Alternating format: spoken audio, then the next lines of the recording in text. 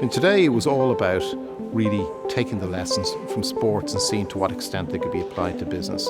And we got 3 stellar international athletes on our MBA. If you were to take one major lesson from sports, what is that?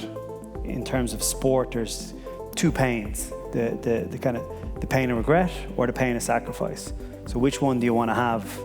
It's not about being the best every single day, but it's just about having that intent and, always trying to put your best work forward.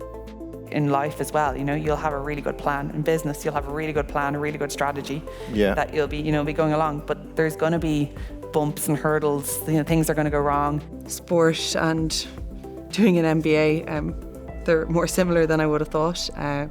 First of all, you have to be quite disciplined, make sure that you get your work done on time, which is exactly the same as in sport. The guys who are continually thereabouts in terms of success are the ones who kind of have a discipline in their approach. Like in my case anyway, there's definitely guys who were bigger, stronger, way more athletic than me. A lot of the skills that I would use daily in training for rowing would be communication and a lot of emphasis on teamwork, and that's something that I've definitely had to transfer during my time here at Trinity while doing the MBA.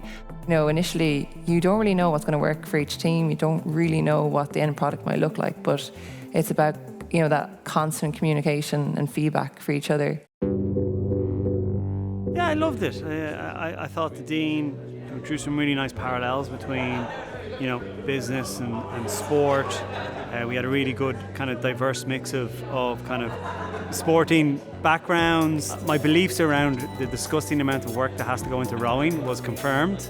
We do a painful amount of training and a lot of long hours out in the lake together or on the rowing machines in the land, and we kind of have to use that time just to communicate exactly what we're looking to achieve on race day.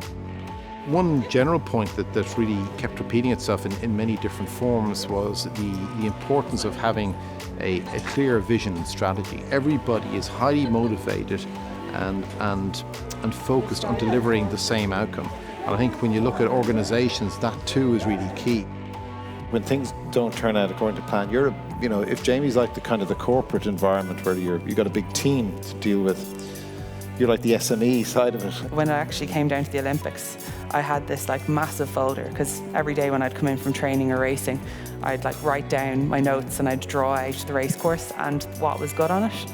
I had everything prepared, and I just knew I was going to be able to outsmart people before I'd even started racing. What can business take from sport and vice versa? I think that the one thing for me was evolve or die, where in order for you to be successful over multiple time horizons, you've got to constantly be tweaking, evolving the way you're playing. And being able to step back and look at the big picture, knowing where you want to get to, that you're on the road to that path, but you might have to evolve a few times along the way.